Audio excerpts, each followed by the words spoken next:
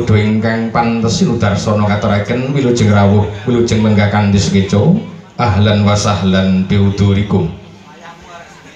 Ingkang katemben Hamengku Karso panjenenganipun Bapak Riyanto miwah Ibu Wahyu Islamiyati ngaturaken pisungsun pembagi wilujeng rahayu ingkang katemben rawuh.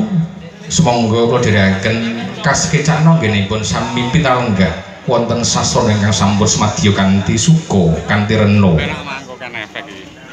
Salajengipun ngaturaken diagunging aksama hangga bilih anggenipun nampi rawuh panjenengan para tamu kirang subasita, kirang tapsila, bebasan kirang jumbuh kalian derajat pangkat kalenggan panjenengan minangka keluarga Bapak Riyanto Ibu Wahyu Islamiyati. Namung cumadong duka nyuwun pangapunten ingkang agung.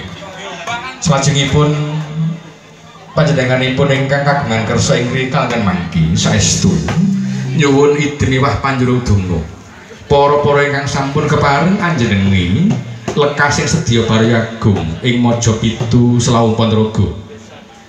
Mugi kersa nglunturaken darmaning kadangan miwah sarawungan wujud panjurung donga pangestu ingkang wilujeng ingkang tumandhuipun tumrap Sang Pinahargya penganten kakalih.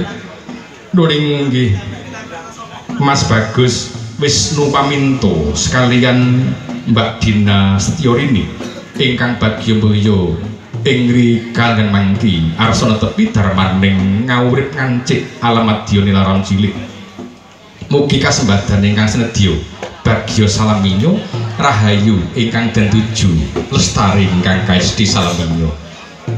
Salajengipun kapur wane kondo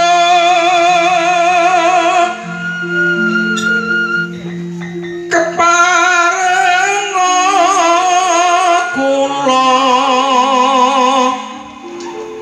nedya miwiti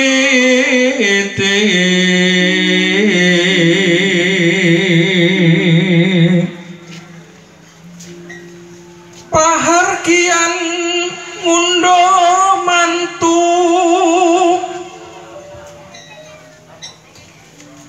Wisnu Paminto ingkang ngarsa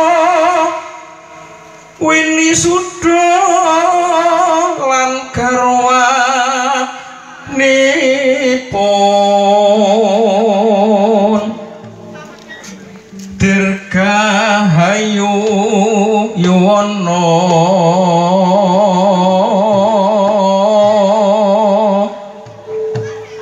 lestari ingkang kaesti